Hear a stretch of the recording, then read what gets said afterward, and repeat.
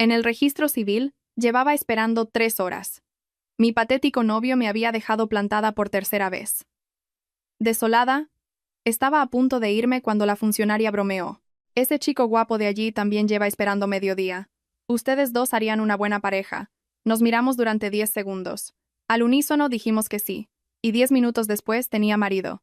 Pero en la noche de bodas, me quedé en shock por mi propia audacia. La lluvia comenzó a caer con fuerza, golpeando rítmicamente el tejado de chapa del garaje del ayuntamiento, creando un sonido lúgubre y escalofriante, como si quisiera ahogar mi ánimo ya de por sí hundido. Yo permanecía inmóvil en una fría silla de plástico azul en la sala de espera, con la mirada vacía fija en la pantalla de mi móvil, apagada desde hacía mucho tiempo.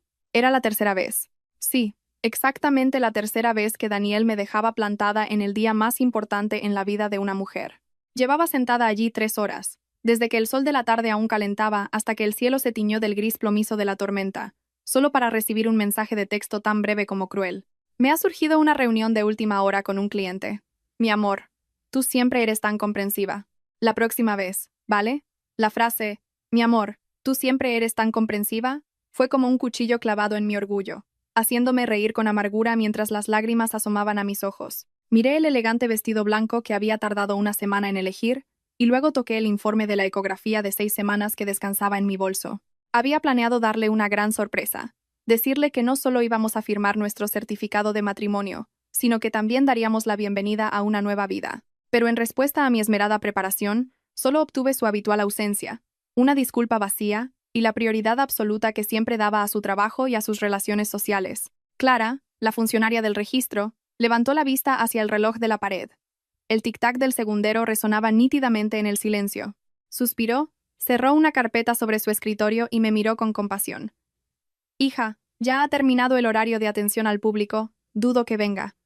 ¿Por qué no te vas a casa y vuelves otro día? Estaba a punto de levantarme, de reunir la poca dignidad que me quedaba para salir de aquel lugar, cuando mi mirada se topó con un reflejo en el cristal que separaba las diferentes secciones. Al otro lado, en la zona de espera para parejas que tramitaban divorcios o certificados de soltería, había un hombre con una camisa negra. Acababa de colgar el teléfono, con una expresión de impotencia mezclada con un agotamiento extremo. Con su mano larga y delgada se masajeaba la sien, como si intentara reprimir un fuerte dolor de cabeza. Como si sintiera mi mirada, levantó la vista, y en ese instante vi en sus ojos la empatía de alguien que compartía mi misma desgracia. Clara nos miró a ambos. Quizás la pesada atmósfera de decepción la agobiaba, así que soltó una broma para romper el silencio. ¡Qué coincidencia! El chico guapo de allí también lleva esperando mediodía. Por lo que he oído, también le han dejado plantado por tercera vez. Hoy los dos se han quedado con las manos vacías. ¿Por qué no se juntan y así no desperdician un día tan bonito? Aquella broma inocente pareció congelar el tiempo. Yo y aquel desconocido nos miramos fijamente durante 10 segundos. En sus ojos no vi burla, solo una profunda desolación, indignación y un toque de la temeridad de quien ha sido empujado al límite. De repente, se levantó y caminó rápidamente hacia mí, trayendo consigo el aire frío de la lluvia de fuera y un ligero olor a tabaco. Me miró directamente a los ojos. Su voz era grave y ronca, pero cada palabra fue clara. Me llamo Alejandro. Tengo 29 años, empresa propia, sin vicios ni deudas. Mis padres viven, y tengo una hermana menor. Si usted también se lo está tomando en serio y necesita un matrimonio ahora mismo, casémonos. Me quedé atónita. El corazón me latía en el pecho como si quisiera salirse. No por la emoción, sino por la locura de aquella propuesta. Pero entonces, la imagen de Daniel divirtiéndose en fiestas, sus promesas vacías y el feto que crecía dentro de mí cada día despertaron a un demonio rebelde en mi interior. ¿Por qué tenía que esperar a alguien que no me valoraba? ¿Por qué tenía que irme humillada y bajo las miradas compasivas de los demás? Apreté el asa de mi bolso, levanté la cabeza y miré a Alejandro, y en un momento de locura asentí. De acuerdo. Me llamo Lucía. También tengo 29 años. Tengo todos los papeles aquí. Clara se quedó con la boca abierta, sus ojos desorbitados detrás de sus gruesas gafas. No sabía cómo reaccionar ante una situación tan insólita. Pero como los certificados de soltería y los expedientes de ambos estaban listos, completos y en regla, el trámite fue increíblemente rápido. Solo 10 minutos después, con el sonido firme del sello estampándose en el papel, Alejandro y yo nos convertimos oficialmente en marido y mujer. Sosteniendo el certificado de matrimonio, que aún olía a tinta fresca, Miré al hombre que acababa de convertirse en mi esposo. Una sensación de extrañeza e irrealidad se apoderó de mí. Alejandro guardó el documento en el bolsillo interior de su chaqueta y se giró para mirarme. Sus ojos carecían de calidez, solo reflejaban la fría y dura realidad. Vámonos, ya es tarde para arrepentirse. Estaba acurrucada en el sofá gris del apartamento de Alejandro, sintiendo un frío que me calaba hasta los huesos. Aunque fuera había dejado de llover hacía tiempo, su apartamento, en la planta 12 de un edificio de clase media, era tan limpio que resultaba impersonal, más parecido a un piso piloto de una inmobiliaria que a un hogar. No había fotos familiares, ni objetos decorativos, solo tonos fríos de blanco y negro, y un silencio que lo envolvía todo. Esta era mi noche de bodas. Sin velas, sin flores, sin promesas de amor eterno, solo el zumbido del aire acondicionado y la incomodidad de dos extraños unidos por un frágil trozo de papel. Alejandro dejó un vaso de agua tibia en la mesa frente a mí. El vapor se elevaba en una neblina tenue. Se sentó en la silla de enfrente, manteniendo una distancia segura y cortés. Me miró. Sus ojos profundos parecían escrutarme, y luego rompió el agobiante silencio. Creo que tenemos que hablar claro. El dormitorio principal tiene sábanas limpias. Puedes usarlo. Yo dormiré en el sofá del salón. Su respeto, aunque distante, me hizo sentir aliviada y a la vez un poco triste. Bebí un sorbo de agua para calmarme. Alejandro suspiró, recostándose en la silla. Su voz se tornó más grave, cargada de un cansancio que no podía ocultar. Mi madre tiene cáncer de pulmón en fase terminal. Los médicos dicen que no le queda mucho tiempo, quizás solo unos meses. Me quedé helada.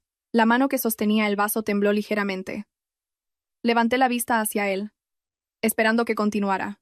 Alejandro sonrió con amargura, una sonrisa torcida y llena de dolor. Su único deseo es verme sentado la cabeza antes de cerrar los ojos para siempre. Mi exnovia me dejó por su jefe justo cuando se enteró de la enfermedad de mi madre. No quería cargar con una familia que tenía un enfermo de cáncer. Cada una de sus palabras era como una pesada piedra arrojada a un lago tranquilo, agitando mi mente. Resulta que detrás de su apariencia fría y su decisión precipitada de casarse había una tragedia familiar y un amor filial desgarrador. Miré al desconocido que tenía delante, sintiendo una mezcla de compasión y miedo, porque me di cuenta de que acababa de meterme en otro atolladero. Un matrimonio sin amor, con la carga de una familia política enferma. Y lo que era peor, lo estaba engañando. Mi audacia en el ayuntamiento esa tarde se revelaba ahora como una carga real, un peso sobre mis hombros que me dificultaba respirar. No podía seguir engañando a un hombre decente que estaba en una situación límite. Mi conciencia no me lo permitía. Respiré hondo, reuní todo mi valor, puse una mano sobre mi vientre y dije, con la voz temblorosa pero firme, Alejandro, tengo que decirte algo. Yo estoy embarazada. Es de mi exnovio. El silencio se hizo absoluto. Agaché la cabeza, sin atreverme a mirarlo a los ojos, esperando un arrebato de ira, insultos, o que me echara de casa inmediatamente. Pero no hubo gritos. Solo el sonido rítmico de sus dedos tamborileando sobre la mesa de madera, creando un sonido seco y hueco. Un buen rato después, Alejandro habló. Su voz no era tan airada como había imaginado, solo contenía una amargura infinita. La mía. Probablemente a estas horas también esté embarazada del suyo. Realmente somos dos tontos a los que han desechado como si fuéramos productos caducados. Levanté la vista de un salto, y vi en sus ojos resignación y una profunda tristeza, sin el menor rastro de desprecio hacia mí. Me miró directamente y me propuso un acuerdo que no podía creer. Tú necesitas un nombre para ese niño. Yo necesito una esposa para que mi madre pueda morir en paz. Mantengamos esta relación. No te pondré las cosas difíciles, ni dejaré que nadie os haga daño a ti y a tu hijo. A cambio, me ayudarás a interpretar el papel de nuera perfecta delante de mi madre. Aquella propuesta fue como un salvavidas lanzado a alguien que se está ahogando, pero también era una sentencia que me condenaba a una farsa sin fecha de fin. Esa noche, acurrucada bajo una manta extraña, las lágrimas corrían silenciosamente por mis mejillas, empapando la almohada. Toqué mi vientre a un plano, sintiendo la presencia de esa pequeña vida que crecía día a día. Me pregunté cómo me enfrentaría a mi madre, a Daniel y al mundo entero al amanecer, con mi nueva identidad como la esposa de Alejandro.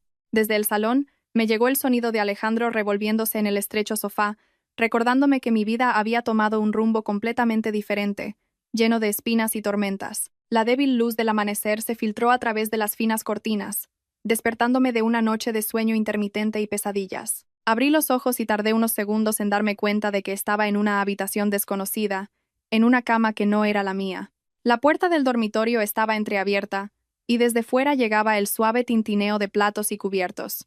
El delicioso aroma a pan tostado se coló en mi nariz, devolviéndome a la realidad. Me había casado con un hombre llamado Alejandro al que apenas conocía desde hacía menos de 24 horas. Respiré hondo, me arreglé el pelo revuelto y salí, intentando parecer lo más natural posible. Alejandro ya estaba levantado. Estaba en la cocina, vestido con un sencillo pijama gris, con un aire ajetreado pero ordenado. Al verme salir, asintió levemente y puso sobre la mesa 2 tazas de leche caliente y un plato de tostadas con tomate y aceite. Su voz era grave y firme. «Buenos días. Come algo y luego vamos al hospital. He pedido permiso al médico para visitar a mi madre más temprano». El desayuno transcurrió en un silencio incómodo, solo roto por el suave sonido de la masticación. Éramos como 2 actores repasando el guión antes de subir al escenario. Alejandro me dio información básica para que nuestra historia cuadrara ante su madre. Éramos amigos desde hacía mucho tiempo. Nuestros sentimientos habían surgido de forma natural y, como nos llevábamos bien, decidimos casarnos. No fue un impulso momentáneo. El viejo coche de Alejandro se detuvo frente al hospital oncológico, un lugar impregnado del olor a desinfectante y de la atmósfera sombría de la vida y la muerte. Apreté el asa de mi bolso, con las palmas sudorosas y frías. Un sentimiento de culpa me ahogaba al pensar que iba a engañar a una persona al borde de la muerte. La madre de Alejandro yacía en una cama de hospital impecablemente blanca. Su cuerpo estaba demacrado por las largas sesiones de quimioterapia, y su cabello, casi perdido, estaba cubierto por un gorro de lana de color burdeos. Pero cuando nos vio entrar a Alejandro y a mí de la mano, sus ojos cansados se iluminaron con una vitalidad extraña, como una lámpara a punto de apagarse a la que le añaden aceite. «Mamá, te he traído a mi mujer a verte», dijo Alejandro, con la voz temblorosa, apretando suavemente mi mano como para infundirme valor. La señora Elena intentó incorporarse. Me apresuré a ayudarla, balbuceando. «Hola, señora. Soy Lucía». Ella tomó mi mano, una mano huesuda pero sorprendentemente cálida. Me miró fijamente, con los ojos llorosos. «Qué bien. Por fin este hijo mío se ha decidido a traerte a casa. Temía que con lo callado que es se quedara para vestir santos». Se quitó con dificultad la pulsera de zafiros que llevaba en la muñeca, una joya antigua y brillante, e insistió en ponérmela a mí. «Esto era de mi madre. La he guardado toda la vida para mi nuera. Ahora te la entrego a ti. Cuídense y quiéranse mucho». Sosteniendo la pesada pulsera y viendo su sonrisa de satisfacción, las lágrimas brotaron sin control. Lloré no solo de emoción, sino también de vergüenza ante la sinceridad de aquella madre. Al salir del hospital, mi ánimo estaba por los suelos. El insistente timbre de mi teléfono en el bolso interrumpió mis pensamientos. Era Daniel. Su nombre en la pantalla hizo que mi corazón se encogiera de dolor e ira. Miré a Alejandro, y él asintió, indicándome que contestara. Respiré hondo, y deslicé el dedo para aceptar la llamada. «¿Dónde estás? Voy a recogerte y te invito a comer para compensarte». Ayer estaba tan borracho que me quedé dormido. La voz de Daniel seguía siendo burlona y despreocupada, como si dejar plantada a su prometida en el registro civil fuera algo tan trivial como olvidarse de comprar el pan. La ira acumulada estalló. Respondí con frialdad. «No hace falta. Estoy ocupada disfrutando de mi luna de miel». Hubo un segundo de silencio al otro lado, y luego una carcajada. «Cariño», otra vez enfadada. «¿Qué luna de miel? No bromees más». No dije nada más. Saqué una foto del certificado de matrimonio rojo y se la envié por mensaje. Luego colgué. Menos de un minuto después, mi teléfono vibró con un mensaje lleno de rencor. «¿Te atreves a ponerme los cuernos? Estás embarazada de un hijo mío. ¿Crees que puedes escapar? Nos vemos ahora mismo. Si no, iré a tu empresa y montaré un escándalo». Alejandro echó un vistazo a la pantalla del teléfono. No preguntó mucho. Solo arrancó el coche, su voz fría pero imponente. «Sube. Te llevaré a la cita. Ahora eres mi esposa legalmente, y no dejaré que nadie te intimide, aunque sea el padre de tu hijo». La cafetería estaba en una esquina discreta, debajo del edificio de mi oficina. A esa hora estaba casi vacía. Daniel ya estaba esperando. Su aspecto era bastante lamentable. Camisa arrugada, ojos inyectados en sangre. Al vernos entrar juntos a Alejandro y a mí, su mirada brilló de sorpresa, pero rápidamente se tornó en desdén. Se reclinó en la silla, con aire de superioridad. «Siéntate», dijo, sin dignarse a mirar a Alejandro. «¿Este es el marido de pega que te has buscado en la calle? No tiene mala pinta, pero seguro que tiene los bolsillos vacíos». Alejandro no se inmutó. Me acercó una silla y se sentó tranquilamente a mi lado, pidiendo un vaso de agua. Su calma contrastaba con la grosería de Daniel. Miré fijamente al hombre al que había amado durante 3 años y le pregunté con frialdad. ¿Para qué me has llamado? Si es para decir tonterías, no tengo tiempo. Daniel sonrió con desdén, inclinándose hacia adelante. Lucía, no seas infantil. Sé que estás enfadada por lo de ayer, pero tengo mis razones. Me van a ascender a subdirector, pero la condición es que me case con la hija del director general. Me quedé helada. Resulta que la razón por la que me abandonó no era porque estuviera ocupado, sino porque estaba ocupado escalando en su carrera. Continuó hablando como si me estuviera haciendo un favor. Casarme con ella es solo una formalidad. Sabes que te quiero a ti. Aborta. Sé mi amante secreta y te mantendré. Te compraré una casa, un coche. No te faltará de nada. Cada palabra era como una aguja envenenada. Ser su amante. Abortar a mi hijo. ¿Qué se creía que era yo? ¿Qué era la vida de mi hijo? La ira me hizo temblar. No pude contenerme más. Cogí el vaso de agua que tenía delante y se lo arrojé a la cara. Miserable. ¡Cállate la boca!, grité, sin importarme las miradas curiosas. Daniel, empapado, se levantó de un salto, furioso.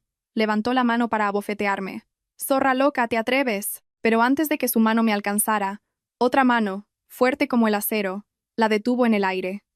Alejandro se había levantado. Sin violencia, apretó la muñeca de Daniel y lo empujó de nuevo a la silla. Su voz era baja pero amenazante. «Esto es España. Pegar a una mujer es un delito. Pegar a mi mujer, todavía más». Daniel se sobó la muñeca dolorida, fulminando a Alejandro con la mirada. «¿Tú quién coño eres? ¿Sabes quién soy yo?». Con un chasquido de dedos, desapareces de esta ciudad. Alejandro se ajustó el cuello de la camisa, mirando a Daniel con la lástima que se reserva a un fracasado moral. «No necesito saber quién eres, pero sé que estás acosando a mi esposa. Las cámaras de este local están grabando y yo acabo de grabar toda vuestra interesante conversación sobre tus planes de boda con la hija de tu jefe. ¿Quieres que le envíe el archivo a tu director general para que lo escuche?». El rostro de Daniel pasó del rojo al blanco pálido. Balbuceó sin saber qué decir. Su arrogancia se había desvanecido, reemplazada por el miedo de quien ha sido descubierto. «Vámonos», dijo Alejandro, volviéndose hacia mí con voz suave. Tomó mi mano temblorosa y me sacó de la cafetería, dejando a Daniel solo, expuesto a las miradas de todos. Al salir al aire libre, sentí que volvía a vivir. Miré la espalda fuerte de Alejandro.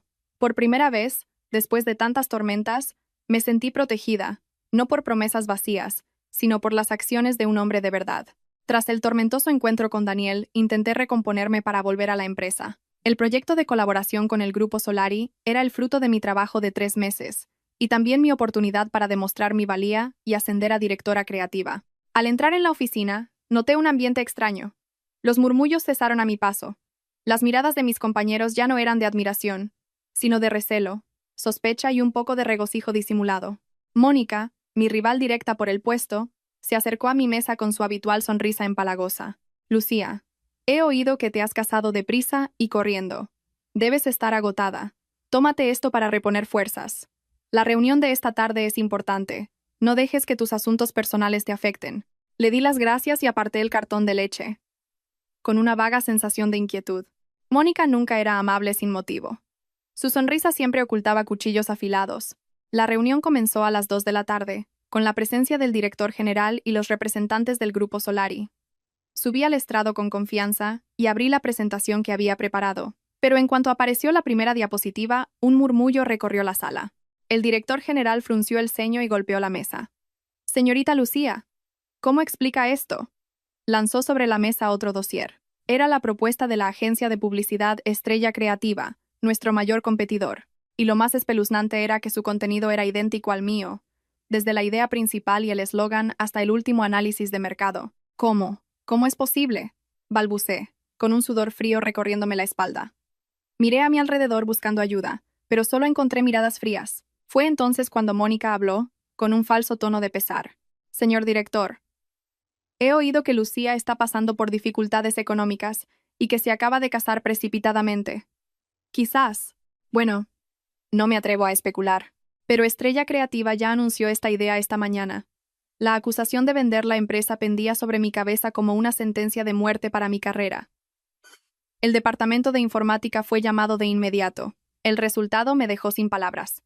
El historial de mi ordenador mostraba que se había enviado un correo electrónico con los datos desde mi equipo a la dirección del director creativo de Estrella Creativa a las 12 del mediodía, justo cuando yo estaba almorzando. Yo no lo hice. A esa hora no estaba aquí, grité desesperada. Pero las pruebas en la pantalla hacían inútil cualquier defensa. El director general me miró decepcionado y dictaminó con frialdad. Mientras se investiga el asunto, la señorita Lucía queda suspendida de empleo. Entregue el proyecto a la señorita Mónica y prepárese para declarar ante el comité disciplinario. Me quedé petrificada. Sentí que el mundo se derrumbaba a mis pies. Recogí mis cosas en una caja de cartón. Mónica pasó a mi lado y me susurró al oído, con un tono triunfante. Para competir conmigo te falta mucho, niña. Vete a casa a cuidar de tu marido de pega. Salí del edificio con la caja en brazos. El sol de la tarde se ponía y la gente pasaba a mi lado a toda prisa, indiferente a una fracasada que acababa de ser expulsada del juego. No lloré. Parecía que mis lágrimas se habían secado. Entendí que no era una coincidencia, sino una trampa perfecta tendida para hundirme. Llegué a casa cuando la ciudad ya estaba iluminada. Alejandro estaba en su escritorio. La luz del monitor iluminaba su rostro serio. Al verme con la caja, no pareció sorprendido. Se levantó en silencio y me quitó la pesada caja de las manos. Me derrumbé en el sofá, agotada, preparada para sus preguntas y reproches. ¿Te han despedido?, preguntó, con una calma extraña. Asentí, y le conté con amargura todo lo sucedido. Cuando terminé, agaché la cabeza, esperando su juicio. Alejandro guardó silencio un momento, luego fue a la cocina y me trajo un vaso de agua tibia. Se sentó frente a mí y me miró a los ojos, haciendo una sola pregunta. ¿Lo hiciste tú? Levanté la vista y negué con la cabeza con firmeza. No. Te juro que no lo hice. Puedo ser pobre, pero nunca vendería mi ética profesional. Alejandro asintió. Su rostro se relajó, mostrando una confianza absoluta. Eso es suficiente. Te creo. Solo esas 3 palabras.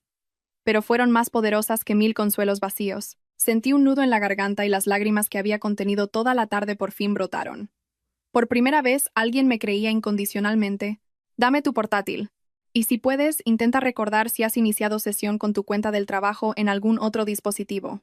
La voz de Alejandro se volvió profesional y aguda. Recordé que era informático y tenía su propia empresa de software. Rápidamente le di mi portátil. Sus dedos volaban sobre el teclado, mientras líneas de código corrían por la pantalla. La seguridad de tu empresa es bastante floja, comentó. Han instalado un keylogger en tu ordenador, probablemente a través de un USB o un enlace en el que hiciste clic sin querer.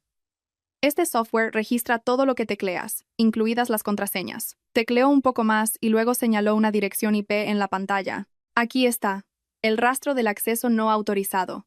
El correo no se envió desde tu ordenador de la oficina, sino de forma remota a través de un servidor proxy para ocultar la IP real. Pero quien lo hizo fue un novato. Se olvidó de borrar los registros del sistema en tu portátil al sincronizar los datos. Alejandro siguió rastreando. Unos 30 minutos después, suspiró aliviado y giró la pantalla hacia mí. He encontrado la dirección IP original. Proviene de una cafetería con Wi-Fi justo enfrente de tu oficina, a la hora del almuerzo. Y lo más importante, he recuperado un fragmento de un chat que el software espía capturó accidentalmente. En la pantalla había una captura borrosa pero legible de un chat. El remitente era Mónica MKT y el destinatario Daniel DG. El mensaje era breve pero revelador. Ya he enviado el material a Estrella Creativa. Acuérdate de transferirme el resto. La niñata de Lucía está acabada. Miré la pantalla, horrorizada. Resulta que no solo Mónica, sino también Daniel estaba detrás de esta conspiración. No solo quería que perdiera a mi hijo, sino que también quería hundirme en el barro, arrebatándome mi carrera y mi honor. Alejandro tomó mi mano helada. Ya tenemos las pruebas. Mañana iré contigo a la empresa. El calor de su mano me reconfortó. Lo miré, sintiendo una gratitud infinita. En medio de la tormenta de mi vida, había encontrado un puerto seguro. Aunque fuera un matrimonio inesperado, era extrañamente sincero. Después de conseguir las pruebas que Alejandro había recopilado, no las envié inmediatamente a la dirección. Me senté en silencio, mirando los mensajes impresos, con una mezcla de sentimientos. La traición de Mónica y Daniel me repugnaba, pero al pensar en la situación de Mónica, dudé. Mónica era madre soltera. Su hija tenía una cardiopatía congénita y esperaba una operación. Lo sabía todo el mundo en la empresa. Entendía que la desesperación puede llevar a la gente a hacer cosas terribles por dinero, pero eso no significaba que fuera a tolerar el mal. A la mañana siguiente, quedé con Mónica en una tranquila tetería. Al verme, se sobresaltó, pero intentó mantener la calma. No me anduve con rodeos. Puse los documentos sobre la mesa. Mónica, Creo que deberías ver esto. Su rostro palideció al leer el chat con Daniel. Se cubrió la cara con las manos. Sus hombros temblaban. Lucía, lo siento, no tenía otra opción. Mi hija necesita el dinero para la operación urgentemente, y Daniel me prometió 100.000 euros si lo hacía. La miré, con una mezcla de lástima e ira. ¿100.000 euros? ¿Ese era el precio de la conciencia y la carrera de una persona? Respiré hondo. Sé tu situación, pero ¿has pensado en lo que me pasaría a mí? ¿En cómo afectaría a mi vida y a la de mi hijo? ¿Porque también estoy embarazada? ¿Por salvar a tu hija querías destruirnos a mi hijo y a mí? Mónica me miró, con los ojos llenos de arrepentimiento y miedo. Me cogió la mano. Me equivoqué. Lo siento de verdad. Haz lo que quieras, pero por favor, no avises a la policía. Si voy a la cárcel, mi hija se quedará sola. Su súplica de madre me ablandó el corazón. Te doy dos opciones. 1. Envío todo esto a la dirección y a la policía. 2. Vas tú misma. Confiesas todo y testificas para limpiar mi nombre. Si eliges la segunda, pediré que considerem atenuantes para que no te procesem penalmente. Mónica me miró, asombrada. Quizás no esperaba que le diera una salida. Asintió repetidamente entre lágrimas. Lo haré. Lo confesaré todo. Gracias, Lucía. Gracias por no acorralarme. El lunes por la mañana, en la tensa sala de reuniones de la dirección, Mónica confesó todo. El director general, con el rostro serio y decepcionado, se volvió hacia mí. Señorita Lucía, la empresa le debe una disculpa. Su suspensión queda anulada. Puede volver a su puesto y continuar con el proyecto. La noticia se extendió rápidamente. Mónica fue despedida, pero no procesada, tal y como prometí. En cuanto a Daniel, el puesto de subdirector con el que soñaba se desvaneció. Su reputación en el sector se desplomó, y su carrera, construida a base de artimañas, estaba al borde del colapso. Esa noche, mientras Alejandro y yo cenábamos, unos golpes violentos resonaron en la puerta. Era Daniel, gritando como un loco. «¡Zorra! ¡Sal aquí! ¿Te atreves a arruinarme la vida?» Me asusté. Alejandro me indicó que me quedara quieta. Se acercó a la puerta, miró por la mirilla y cogió el móvil. Con calma, empezó a grabar un vídeo y gritó: «Daniel, te aconsejo que te calmes y te vayas. Estás alterando el orden público. Abre la puerta o os mato a los dos». Siguió pateando la puerta. Estaba borracho o loco. Alejandro, sin inmutarse, no abrió ni usó la fuerza. Llamó al presidente de la comunidad y a la policía del barrio. En 5 minutos, el ruido cambió. Los vecinos, gente trabajadora y sencilla, salieron al pasillo. La voz del presidente de la comunidad resonó. «Oiga, usted, ¿qué hace armando este escándalo? ¿Quiere que llame a la seguridad?» Daniel, por muy gallito que fuera, se acobardó ante la comunidad. Al ver a la policía subir las escaleras, se cubrió la cara y huyó tambaleándose. Alejandro abrió, dio las gracias a todos y cerró la puerta. Le vi relajarse y luego me abrazó. Un abrazo fuerte y cálido. «Ya ha pasado todo. Estoy aquí. Nadie te hará daño», me susurró. Apoyé la cabeza en su pecho, sintiéndome completamente segura. Daniel había mostrado su verdadera cara de cobarde, y Alejandro, mi marido de pega, era la fortaleza que me protegía de la tormenta. Los días de paz pasaron fugazmente. Una tarde lluviosa, llegó una terrible noticia del hospital. La enfermedad de la madre de Alejandro había empeorado drásticamente. El cáncer había hecho metástasis en los huesos y el cerebro. Le quedaban días. Alejandro y yo nos turnamos en el hospital. Ver cómo la vida se escapaba de su frágil cuerpo me partía el corazón. En un raro momento de lucidez, la señora Elena me llamó. Sacó una vieja libreta de ahorros de debajo de la almohada y me la puso en la mano, temblando. «Lucía, esto es lo poco que he ahorrado en toda mi vida vendiendo verduras. No es mucho, pero cógelo para cuidar de mi nieto». Su voz era un susurro entrecortado. Cogí la libreta, las lágrimas brotaron y negué con la cabeza. «Mamá, no puedo aceptarlo. Guárdelo para su tratamiento». Ella sonrió, una sonrisa débil pero llena de comprensión.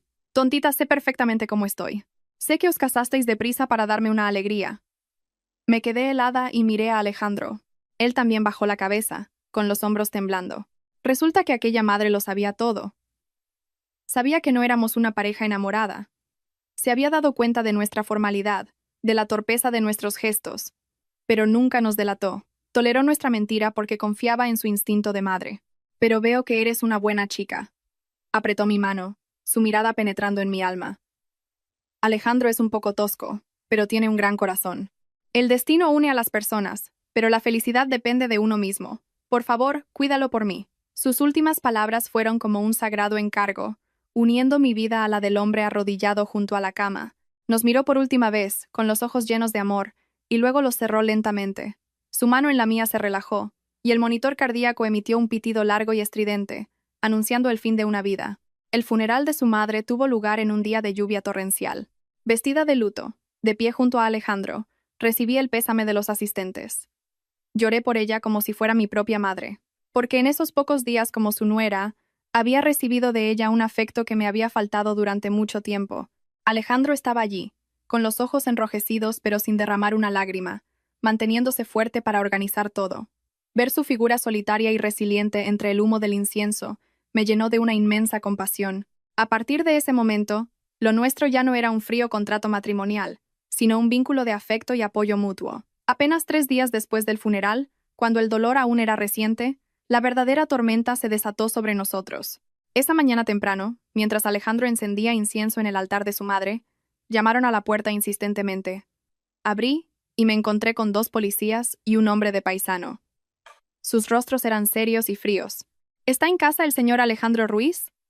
Tenemos una orden de arresto y detención preventiva por estafa y evasión de impuestos. El policía me mostró un papel con un sello rojo. Sentí que el mundo se tambaleaba. Alejandro salió, sorprendido pero recuperando la calma rápidamente. No se resistió. Solo se volvió hacia mí, con una mirada de remordimiento y preocupación. Lucía, quédate en casa y mantén la calma. No te preocupes por mí. Lo aclararé todo. Cierra bien la puerta. El coche de policía se llevó a Alejandro, dejándome clavada en el sitio. Pero eso no fue todo. Al mediodía, un grupo de hombres tatuados y de aspecto amenazante aporrearon la puerta, arrojaron pintura roja sobre la puerta metálica y pegaron por todo el pasillo notas de cobro con insultos. ¿Dónde está Alejandro? Paga lo que debes. No te esconderás. Los gritos resonaron por todo el edificio. Me acurruqué en la habitación, aterrorizada, abrazando mi vientre. Fue entonces cuando me di cuenta de la terrible verdad. Alejandro arrastraba una deuda enorme. Imaginé que era el dinero que había pedido prestado para comprar los caros medicamentos importados, no cubiertos por el seguro, para alargar la vida de su madre. Lo había sacrificado todo, su futuro y su seguridad, por ser un buen hijo. Mi teléfono sonó. Era Ana, mi mejor amiga. Lucía, ¿dónde estás? He oído que han precintado la empresa de Alejandro. Los acreedores lo están buscando por todas partes.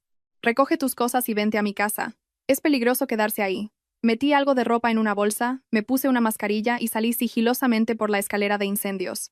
En la calle, me sentí como una fugitiva. Mi marido arrestado, mi casa asediada y embarazada.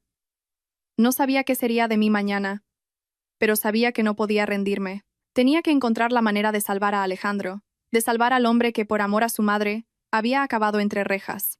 Esa noche, en la oscuridad, Ana y yo nos colamos en la oficina precintada de Alejandro. Gracias a un favor que el padre de Ana le había hecho al viejo guardia de seguridad, conseguimos entrar por la puerta de atrás durante 15 minutos. El lugar estaba desolado. Sin encender las luces, usamos las linternas de los móviles. Fui directa al despacho de Alejandro, tal y como me había contado una vez borracho. Detrás de un cuadro había una pequeña caja fuerte empotrada. Introduje temblorosa la fecha de nacimiento de su madre. La puerta se abrió. Dentro no había dinero. Solo un fajo de papeles y un diario de cuero marrón. Lo abrí. Era el diario de Alejandro. En él, relataba su lucha por salvar a su madre. El médico dice que un nuevo tratamiento podría alargarle la vida 6 meses, pero cuesta una fortuna. He vendido el coche, hipotecado la casa, pero no es suficiente. En otra página, su letra era temblorosa. Don Fernando Morales, el tío de Daniel, me ha ofrecido un préstamo de su financiera, Progreso. Sé que es una trampa, un préstamo usurero, pero no tengo otra opción. Mamá sufre cada hora que pasa. Las lágrimas empañaron las palabras. Vi a Alejandro, solo en la noche, debatiéndose entre su honor y la vida de su madre. Los contratos de la caja fuerte confirmaban la trampa. Préstamos comerciales convertidos en deudas personales con intereses desorbitados. Alejandro no era un estafador. Era la víctima de una red de usura tendida por las mismas personas que ahora querían hundirle. Daniel y su tío, que aprovecharon su amor de hijo para endeudarlo, meterlo en la cárcel y quedarse con su empresa por una miseria. Mira esto, Lucía. Ana me mostró otros papeles. Eran los justificantes de todas las transferencias del préstamo al hospital para pagar las facturas y los medicamentos. Ni un solo euro había ido a su cuenta personal. Abracé el diario y los papeles contra mi pecho. Mi marido, a quien una vez consideré un extraño, había soportado una tormenta él solo, sin decirme nada. Ahora, me tocaba a mí luchar por él. Volví a casa a las 2 de la mañana, pero no tenía sueño. La indignación y la determinación me mantenían despierta. A la mañana siguiente, reuní todas las joyas de la boda que mi madre me había dado para mi fallido matrimonio con Daniel, junto con mis pocos ahorros para el bebé, y lo vendí todo. No sentí el menor arrepentimiento, pero no era suficiente para contratar a un buen abogado y cubrir parte de la deuda, como exigía la investigación. Fui al despacho de mi jefe y le pedí un adelanto de 1 año de sueldo. Lucía, ¿lo has pensado bien? Tu marido se enfrenta a un caso económico grave. Es muy probable que vaya a la cárcel. Invertir dinero en eso es tirarlo. Y tienes que pensar en el bebé. Le respondí con la cabeza alta. Señor, él no es un estafador. Solo es un buen hijo acorralado. Si ahora le abandono, me arrepentiré toda mi vida. Con el dinero, contraté al mejor abogado penalista de la ciudad, recomendado por el padre de Ana. El día de la visita me levanté temprano y preparé un guiso de lentejas, el favorito de Alejandro. Al verlo a través del cristal, apenas lo reconocí. Estaba demacrado, con la cabeza rapada y profundas ojeras. Pero al verme, en sus ojos brilló la misma preocupación de siempre. Lucía, ¿qué haces aquí? Te dije que no te preocuparas por mí. Su voz era ronca.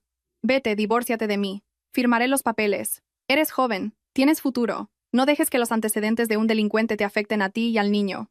Lo miré, sonriendo entre lágrimas. Puse mi mano, con la que acariciaba mi vientre, contra el cristal. Escúchame bien, Alejandro. He vendido todo. He pedido un adelanto. Y he contratado al mejor abogado. No necesito un expediente limpio. Necesito un padre para mi hijo, un marido que se sacrifica por su familia. No te atrevas a rendirte. Tienes que salir de aquí para pagarme esta deuda. Una deuda de gratitud que durará toda la vida. Alejandro se quedó en silencio. Sus hombros temblaban. Bajó la cabeza para ocultar sus lágrimas. En ese momento, en la opresiva atmósfera de la cárcel, nuestro vínculo se fortaleció, más resistente que cualquier juramento de amor. El juicio se celebró en un día gris y plomizo. En la solemne sala del tribunal, me senté en la primera fila, con las manos entrelazadas. Ana me apretaba la mano para tranquilizarme. Alejandro, de pie ante el estrado, parecía frágil pero mantenía la espalda recta. El fiscal leyó la acusación. Estafa, apropiación indebida, grandes sumas de dinero. Cada palabra era un clavo en el ataúd del destino de mi marido. Cuando llegó el turno de la defensa, nuestro abogado, un hombre mayor y sereno, se levantó. Presentó al tribunal el diario de Alejandro, las facturas del hospital y, sobre todo, los contratos de préstamo fraudulentos de la financiera de don Fernando. Señorías, el acusado Alejandro Ruiz no tenía intención de apropiarse de ningún bien para su beneficio personal.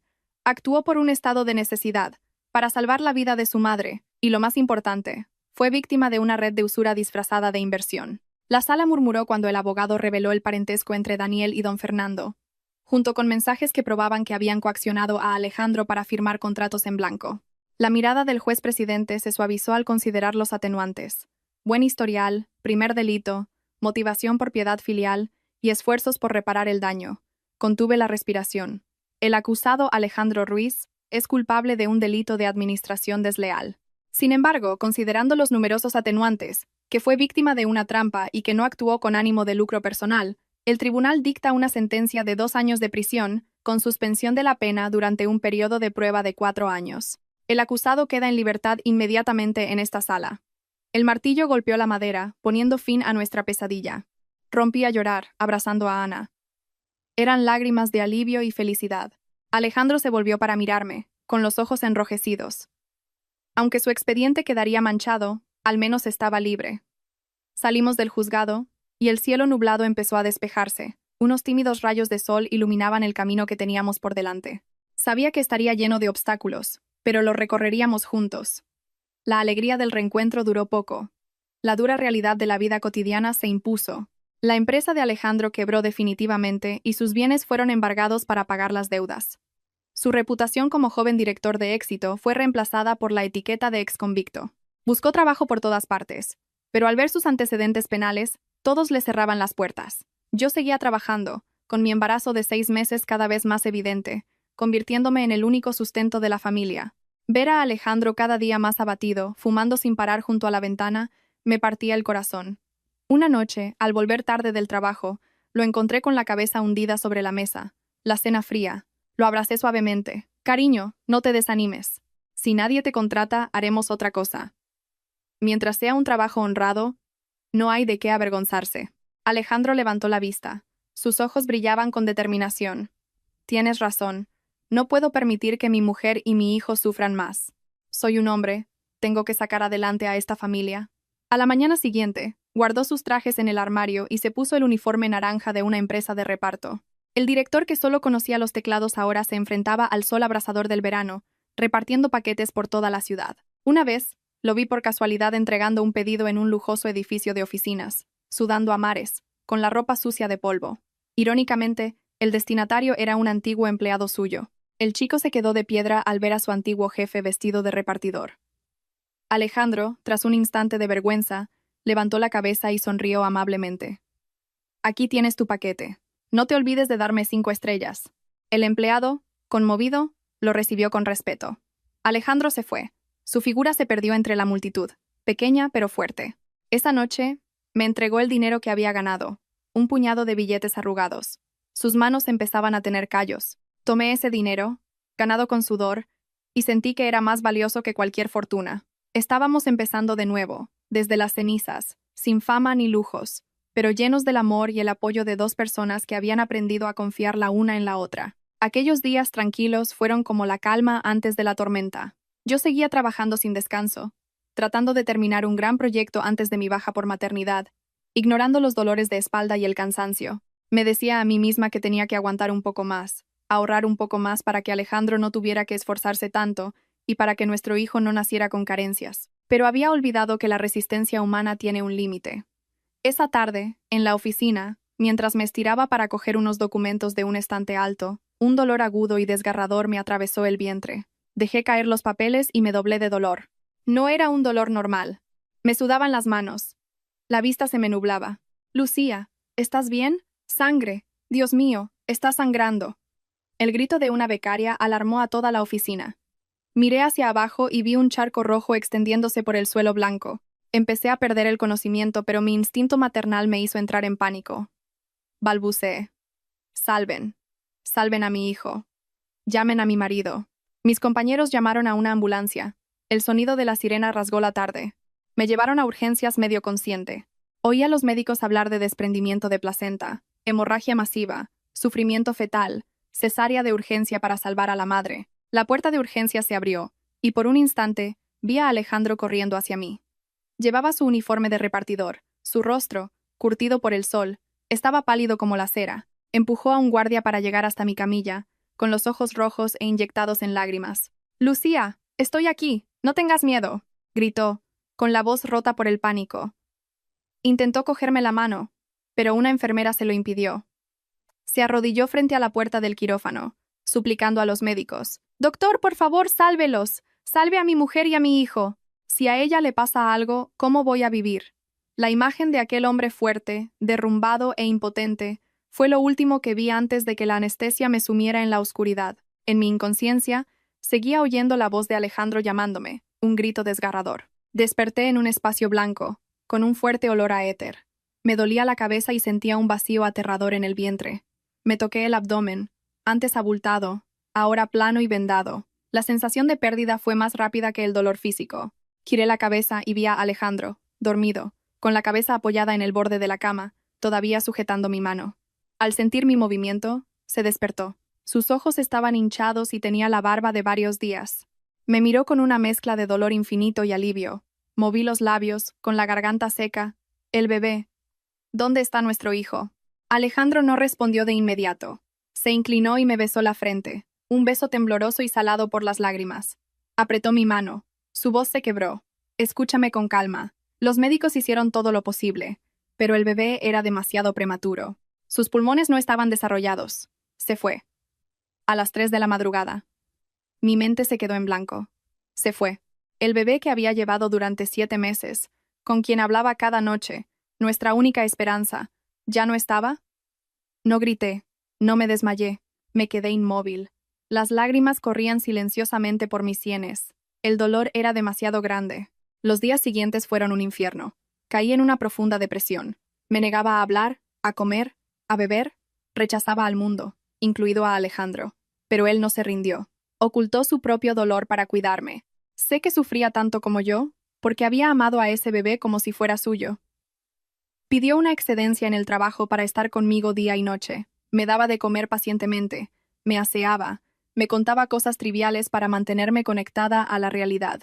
A veces, por la noche fingía dormir, y lo oía llorar en silencio en el baño. Luego salía, me arropaba, y se quedaba toda la noche sujetando mi mano.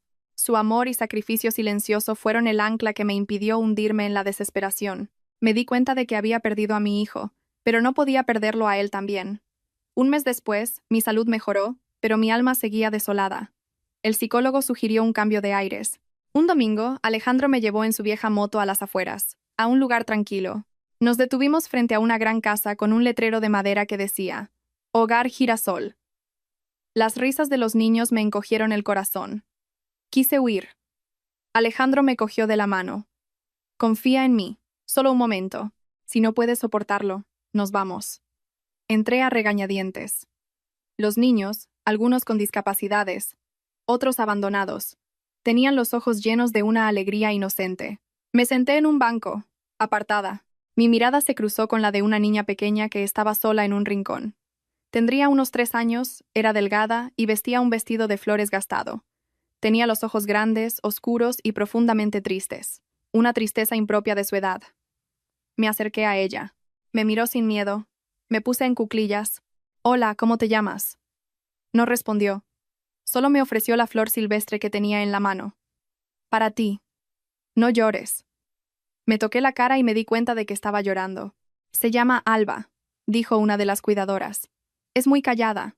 La dejaron en la puerta del mercado hace unos meses. Es muy reservada, pero hoy te ha regalado una flor. Debe ser una conexión especial. Alba me miró y de repente, su pequeña mano sucia agarró mi dedo meñique. En ese instante una corriente cálida recorrió mi cuerpo, derritiendo el hielo de mi corazón. La abracé y lloré, pero esta vez eran lágrimas de redención. Sabía que esta niña me había elegido y yo la necesitaba para volver a vivir. La decisión de adoptar a Alba fue rápida y natural. Sabíamos que sería difícil. La cuidadora, al ver el expediente de Alejandro con sus antecedentes, nos miró con preocupación. La ley de adopción es muy estricta. Lo siento, pero con este historial, es poco probable que lo aprueben. Alejandro no se rindió. Con una sinceridad que conmovió a la mujer, le dijo, cometí un error por salvar a mi madre, pero nunca he hecho daño a nadie. Prometo dedicar el resto de mi vida a compensar a esta niña. Por favor, ayúdenos. Pero la ley es la ley. Fue entonces cuando Ana, mi ángel de la guarda, apareció de nuevo. Gracias a los contactos de su padre, consiguió que avalaran la buena conducta de Alejandro. También me ayudó a demostrar que mis ingresos como diseñadora freelance eran estables.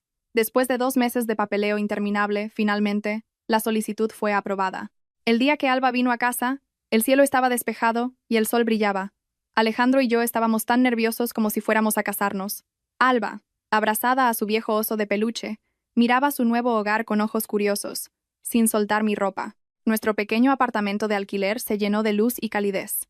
Alejandro había construido una pequeña cama para ella con madera reciclada, pintada de un rosa que pensó que le gustaría. Yo le había cosido varios vestidos con retales. En la primera cena juntos, Alba se sentó en la trona que Alejandro le había hecho. Le sirvió la mejor parte de la carne. Come, hija. Papá es el mejor cocinero de España. Alba nos miró a ambos y sonrió, su primera sonrisa radiante. Gracias, papá Alejandro. Gracias, mamá Lucía. Aquellas palabras hicieron que Alejandro se diera la vuelta para secarse una lágrima, y yo me deshice de felicidad. Nuestro hogar, después de tantas tormentas, por fin tenía risas infantiles. La pieza que faltaba había encajado. 3 años pasaron. Nuestra pequeña casa de alquiler siempre estaba llena de risas.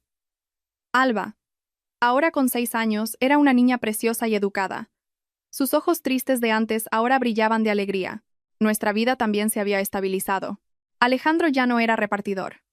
Gracias a su esfuerzo y talento, un antiguo socio lo contrató como jefe técnico en una empresa de software. Su sueldo, aunque no era como el de antes, nos permitía vivir cómodamente, pagar las deudas y ahorrar un poco. Yo dejé mi antiguo trabajo y me dediqué al diseño freelance desde casa, para poder cuidar de Alba. Esa tarde, mientras le hacía trenzas a Alba, ella le enseñó a Alejandro un dibujo. Papá Alejandro, mira, eres tú arreglando cosas, mamá cocinando y yo regando las plantas. Alejandro sonrió con orgullo. Qué bonito, hija. Serás una gran artista. Mejor que mamá Lucía. Miré a mis dos amores, sintiendo una paz inmensa. En estos 3 años nunca tuvimos una gran boda, pero nuestro amor era más profundo que cualquier promesa. Alejandro amaba a Alba como si fuera su propia hija. ¿En qué piensas? Alejandro me abrazó por detrás. Pienso que la vida es justa, cariño. Nos quitó un hijo, pero nos regaló un ángel. Él apretó el abrazo, y a mí me regaló una esposa maravillosa. Sin ti, me habría hundido hace mucho tiempo. Esa noche, escuchando la respiración tranquila de mi marido y mi hija, di gracias al destino. Las tormentas del pasado parecían lejanas, pero no sabía que la calma era solo temporal, que otra ola, mucho más grande y devastadora, estaba a punto de llegar, amenazando con destruir la pequeña felicidad que tanto nos había costado construir. Un fin de semana, Ana me llamó para decirme que vendría a cenar con su nuevo novio. Preparé una cena especial para conocer al hombre que había conquistado a mi exigente amiga. Ana llegó con Carlos, un hombre de unos 30 años, alto, bien vestido y de aspecto intelectual. Fue muy educado y trajo regalos caros para nosotros y para Alba. Sin embargo, desde el primer momento, sentí una extraña inquietud. Aunque sonreía, su mirada hacia Alba era calculadora, no la de alguien a quien le gustan los niños. Durante la cena, no paró de hacer preguntas sobre la adopción de Alba. «¿Qué niña más guapa? Parece de buena familia, no una niña abandonada», comentó, como si nada. Alejandro, con su instinto agudizado por las dificultades, frunció el ceño y cambió de tema. La cena terminó en un ambiente de falsa cordialidad. Al irse, Carlos se giró para mirar a Alba una última vez. Esa mirada me heló la sangre. 3 días después, Ana me llamó llorando en mitad de la noche. «Lucía, me ha engañado. Carlos me ha robado todos mis ahorros y ha desaparecido». Me quedé en shock. Resulta que Carlos era un estafador profesional y, lo que era peor, era primo lejano de Daniel, mi ex. Se había acercado a Ana como parte de un plan para robarle y acercarse a nuestra familia. A la mañana siguiente, recibí un sobre anónimo. Dentro había fotos de Alba en el parque, en el colegio, y una fotocopia de su partida de nacimiento original con el nombre de su madre biológica, un documento que nunca había visto. Mi teléfono sonó. Era un número desconocido, pero la voz era la de Carlos. «Hola, Lucía. Supongo que ya has recibido mi regalo», dijo con tono burlón. «¿Qué quieres?», grité. «No mucho. Solo sé un secreto sobre tu hija adoptiva que vale una fortuna. Sus padres biológicos no son gente cualquiera. La están buscando como locos. Si no quieres perderla, o que les venda la información, prepárate para negociar». La amenaza de Carlos me aterrorizó. Alejandro, al enterarse, mantuvo una calma sorprendente. Decidimos volver al hogar Girasol para averiguar la verdad. La directora del centro nos recibió preocupada. Al ver la partida de nacimiento, suspiró. Sacó de una caja de madera un medallón de jade con un fénix grabado, de una belleza exquisita. Esto es lo único que llevaba Alba cuando la dejaron aquí. Lo oculté por miedo a que alguien quisiera hacerle daño o reclamarla por su valor. Este medallón demuestra que viene de una familia noble. En ese momento, mi teléfono volvió a sonar. Era una videollamada de Carlos. ¿Ya me creen? La pequeña Alba en realidad se llama Valentina de Rojas. Es la hija de los magnates inmobiliarios, los señores de Rojas. Hace años se arruinaron y tuvieron que huir del país. Por eso la abandonaron. Ahora han vuelto, más ricos que nunca, y ofrecen una recompensa de 200.000 euros a quien la encuentre. 200.000 euros. La cifra me mareó, pero lo que más me heló la sangre fue la crueldad de esos padres. «Os daré una oportunidad», dijo Carlos. 20.000 euros en mi cuenta, y guardaré silencio. Tienen 3 días. Después, no se quejen si los señores de Rojas llaman a su puerta. La pantalla se apagó, dejándonos en la más absoluta desesperación. Archer. 000 euros era una fortuna para nosotros, pero el miedo a perder a Alba era 1000 veces mayor. Para enfrentarnos a Carlos, necesitábamos conocer sus debilidades. Alejandro tuvo una idea audaz: hablar con Daniel. A pesar de nuestro odio, él era su primo. A través de unos contactos, supe que Daniel estaba en la fase terminal de un cáncer de estómago en la enfermería de la cárcel. Cuando fui a verlo, no quedaba nada del arrogante director que conocí. Era un esqueleto andante. Al verme, sus ojos mostraron sorpresa y luego un profundo arrepentimiento. «Lucía, ¿vienes a reírte de mí? Sé que me equivoqué. El karma llega rápido.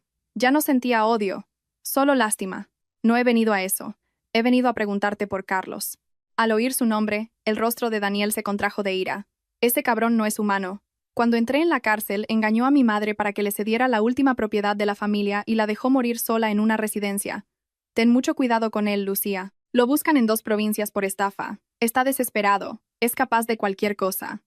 Una vez se jactó de tener información sobre una familia rica, probablemente la de tu hija.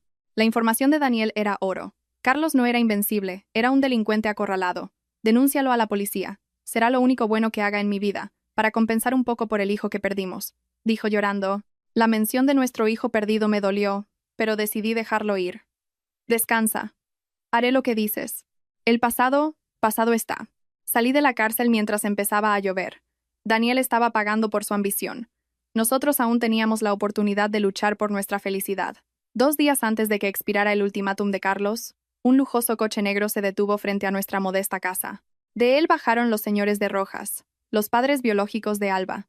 Entraron sin quitarse los zapatos, mirando nuestro humilde hogar con desprecio. Somos los señores de Rojas, dijo la mujer. Venimos a llevarnos a nuestra hija Valentina. Este lugar es una posilga. Aquí no hay ninguna Valentina, respondí con calma. Solo está mi hija, Alba, y ahora está en el colegio. No tienen derecho a entrar así. El hombre sonrió con desdén y abrió un maletín lleno de billetes. 100.000 euros. Es el pago por haber cuidado de ella. Con esto pueden comprarse una casa y cambiar de vida. Cojan el dinero y firmen la renuncia a la custodia.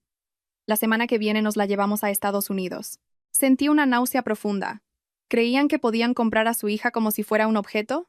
Fuera de aquí. Cojan su dinero y váyanse, les grité. Alba es un ser humano, no una mercancía que se abandona y luego se intenta recomprar.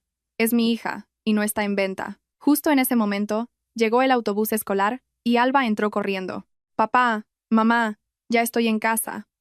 Al ver a los extraños, se asustó y se escondió detrás de mí. Valentina, hija mía. Soy tu madre, exclamó la señora de Rojas, intentando abrazarla. Pero Alba gritó y se aferró a mí. Mamá, ¿quiénes son? Tengo miedo. La reacción de Alba fue una bofetada para ellos. La abracé con fuerza. Ya lo han visto. No los reconoce. Váyanse o llamaré a la policía. Como el dinero no funcionó, recurrieron al poder. 2 días después, recibimos una citación del juzgado. Habían contratado a un ejército de abogados para demandarnos y quitarnos la custodia. Su principal argumento era el pasado de Alejandro. Alegaban que un exconvicto no podía ofrecer un entorno seguro y moral para una niña, comparándolo con la vida de lujo y educación internacional que ellos podían darle. Alejandro se derrumbó.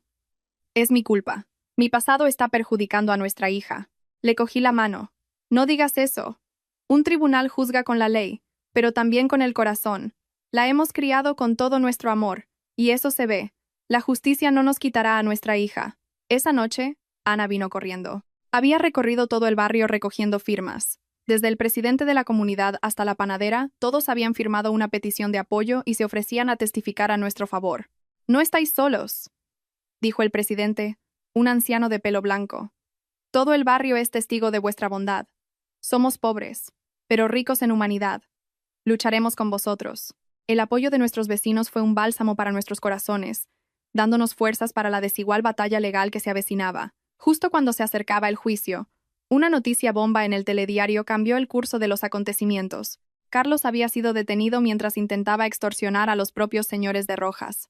Resulta que su codicia no tenía límites. No solo nos chantajeó a nosotros, sino que también les exigió a ellos parte de la recompensa por encontrar a la niña, amenazando con revelar su oscuro pasado a la prensa. En su declaración, para obtener una sentencia más leve, Carlos confesó todo. Los de Rojas no solo se habían arruinado, sino que eran parte de una red internacional de blanqueo de capitales. Abandonaron a Alba no por necesidad, sino como parte de un plan calculado para huir del país con una nueva identidad. Esta es la prueba definitiva, dijo nuestro abogado.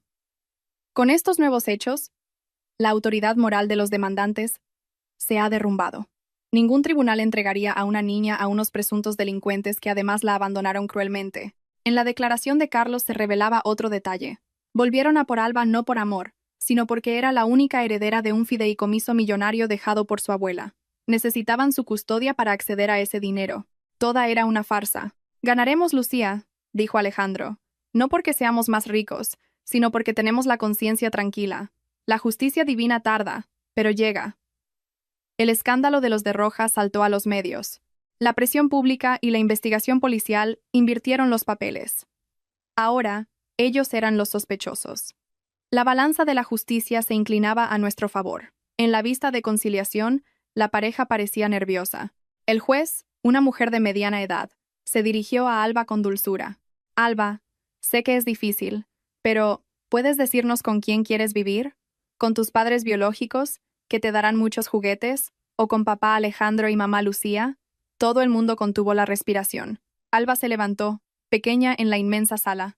Miró a los de Rojas y luego a nosotros. De repente, rompió a llorar y corrió a abrazar a Alejandro. No me voy, no quiero juguetes. Solo tengo un papá Alejandro y una mamá Lucía. No me echen. El llanto y las palabras de la niña conmovieron a todos. La jueza, secándose una lágrima, golpeó el mazo. Los niños no son propiedades. Tienen derecho a elegir dónde se sienten felices y seguros. La voluntad de la niña es clara. Además, los demandantes se enfrentan a graves acusaciones. ¿Desean retirar la demanda o prefieren que el tribunal investigue a fondo su idoneidad y el origen de sus finanzas? Los de Rojas, pálidos, susurraron a su abogado y agacharon la cabeza. Retiramos la demanda.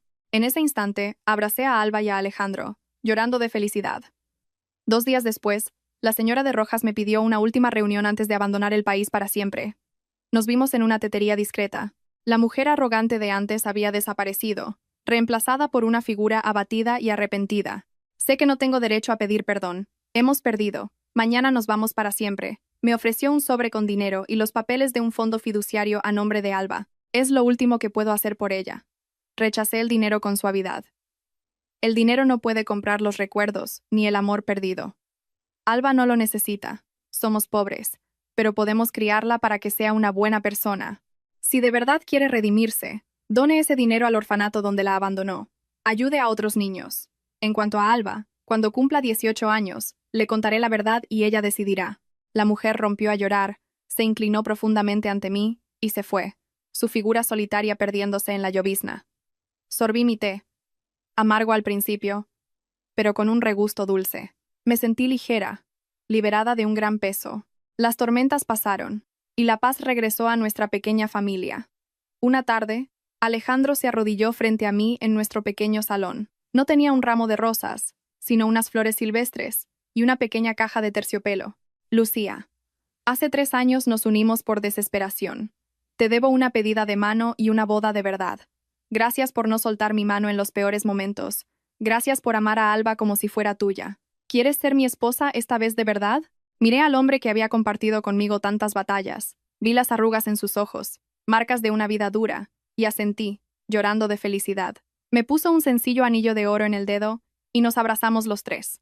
Una semana después, celebramos nuestra boda en el patio de la comunidad. Fue una fiesta humilde pero llena de calidez y alegría, organizada por nuestros vecinos. El presidente de la comunidad ofició la ceremonia.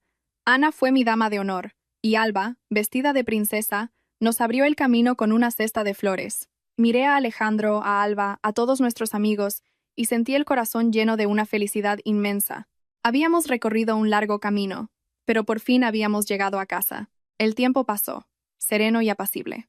1 año después de la boda, el día del 7º cumpleaños de Alba, mientras preparaba la fiesta, sentí un mareo repentino y me desmayé. Lucía. El grito aterrorizado de Alejandro me devolvió a la pesadilla de hacía 3 años. Me llevó en brazos al hospital, corriendo como un loco. En urgencias, mientras esperaba fuera, pálido y temblando, el médico salió sonriendo. «Felicidades. La madre y el feto están perfectamente». «¿Feto? ¿Mi mujer está embarazada?», balbuceó Alejandro, incrédulo. El médico asintió. «Sí, de 8 semanas». Se desmayó por agotamiento e hipotensión, pero está bien. «Es una buena noticia. ¿Por qué está tan asustado?». Alejandro se deslizó por la pared, llorando como un niño.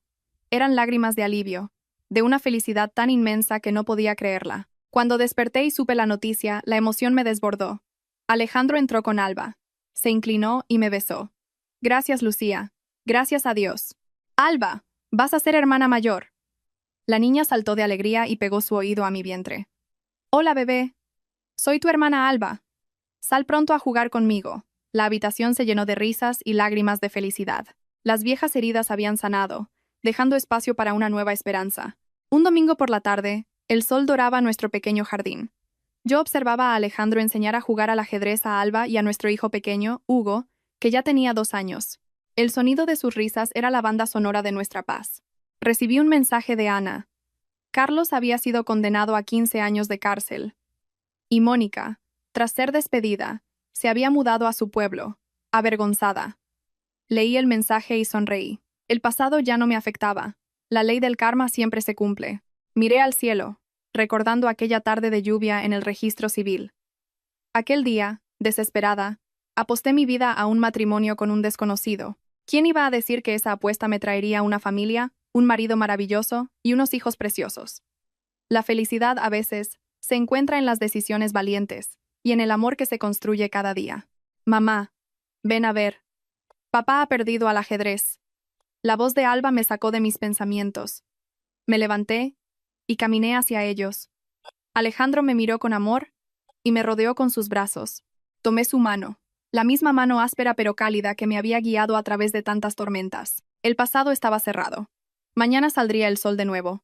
Y seguiríamos viviendo, amando y valorando cada precioso instante de esta sencilla y maravillosa vida. Gracias por su tiempo y atención. Un saludo y hasta la próxima.